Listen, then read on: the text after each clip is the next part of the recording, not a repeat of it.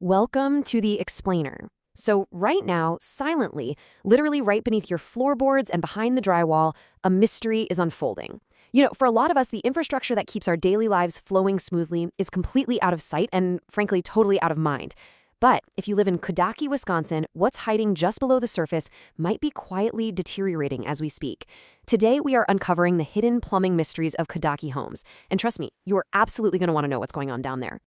Let's just start off with a very direct question. Why exactly is your older home's plumbing failing? Look, we aren't going to bore you with some long, dry introduction today. Instead, we're plunging right into the geographical and historical root causes. If you've been dealing with low water pressure, mysterious clogs, or those sudden, terrifying leaks, it's not just bad luck. It's actually a highly specific combination of Cudahy's local history and its unique environment. So let's look at the data to see exactly why this is happening. Section 1. The Cudahy Plumbing Profile. Let's look at the impact of aging infrastructure. If you've ever taken a stroll through those beautiful neighborhoods around Sheridan Park or maybe taken a drive down Packard Avenue, you're looking at homes that were primarily built between 1920 and 1960. They have amazing character, right? They are incredibly solidly built. But they also mostly share a hidden skeleton. Think about the standard plumbing of that era, galvanized steel pipes and cast iron drains. These are acting like a ticking time bomb, literally rusting and deteriorating from the inside out. Now, contrast that with the reliable modern materials we use today, like PEX and copper piping. The gap in durability, water quality, and just overall safety, it's massive. And the lifespan of these older materials paints a pretty stark reality. At 0 years, obviously, the installation is fresh. By 40 years, that early failure risk really starts to set in. And by 70 years, well, the material is at the absolute end of its service life. So if your home was built before 1970, that original plumbing isn't just aging, it is completely, totally overdue for replacement. Leaving these in place inevitably leads to restricted water flow, low pressure, and, worst of all, those dreaded pinhole leaks that can just ruin your living room ceiling without any warning. Section 2.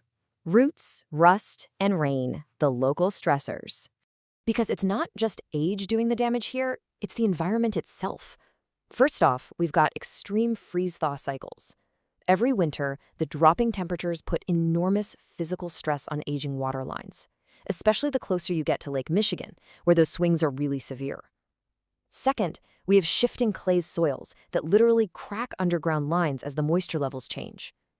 Third, and this one is a huge deal around places like Pulaski Park, is root intrusion.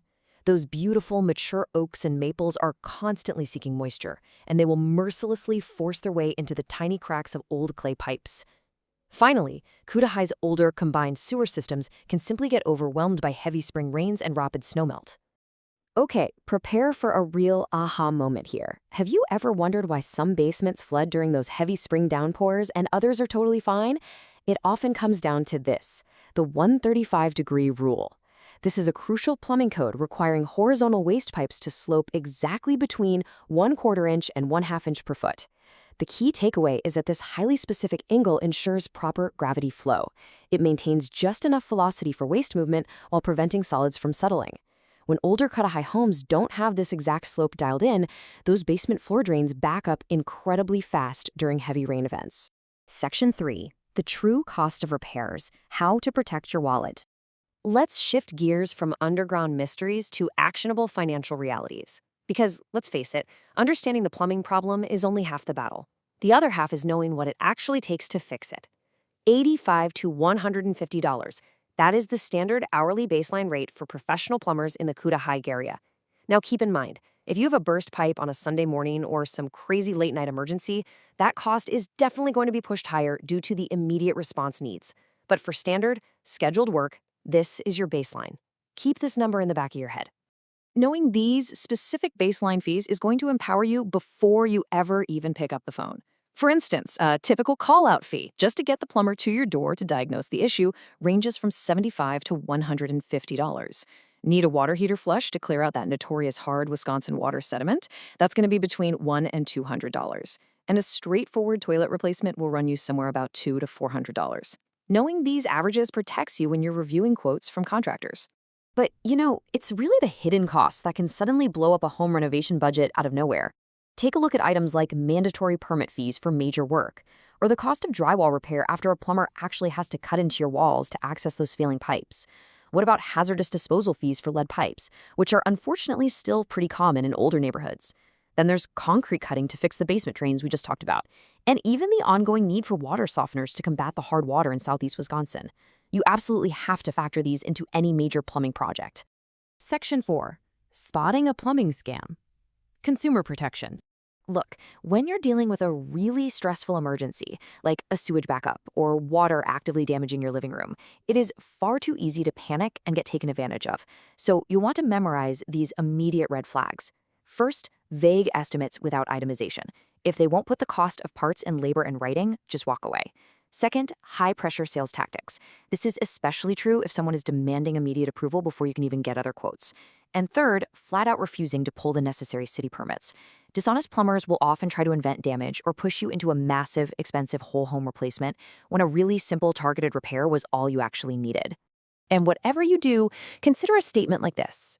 I lack knowledge about plumbing systems, and let's just skip the permits to save money. As a homeowner, you should absolutely never say these things out loud to a contractor. Admitting you have no idea how the system works is essentially handing over a blank check. It actively invites upselling. And asking to skip permits, that doesn't just violate code, it creates massive legal liability. And get this, it could actually void your homeowner's insurance if that shoddy work ends up causing a flood later on. Section 5. Professional fixes and codes. So, to fix these historic plumbing issues properly, permanently, and above all, legally, you're often going to hear plumbers talk about the Wisconsin Administrative Code SPS 382. Now, I know it's super easy to roll our eyes at regulations and paperwork, but these strict plumbing codes aren't just red tape. They are quite literally the only thing standing between you and a surprise indoor swimming pool. This code demands rigorous licensing and installation standards specifically to protect public health, prevent the dangerous cross-contamination of your drinking water, and protect you against disastrous DIY leaks or uninsured handyman errors that could literally wash away your home's value. So what does a proper, legitimate fix actually look like?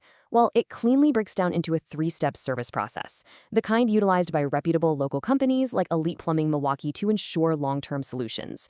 Step 1 is accurate diagnosis. This means using inspection cameras and pressure tests to find the actual root cause, not just slapping a Band-Aid on the visible symptom. Step 2 is professional repair. That means using the right materials, pulling the proper permits, and strictly following the local codes. And finally, step 3, testing and verification. They need to run the water, check the pressure, and ensure absolutely everything flows perfectly before packing up the tools and handing you the invoice. Which brings us back to our ultimate question. What is hiding in the pipes beneath your feet right now?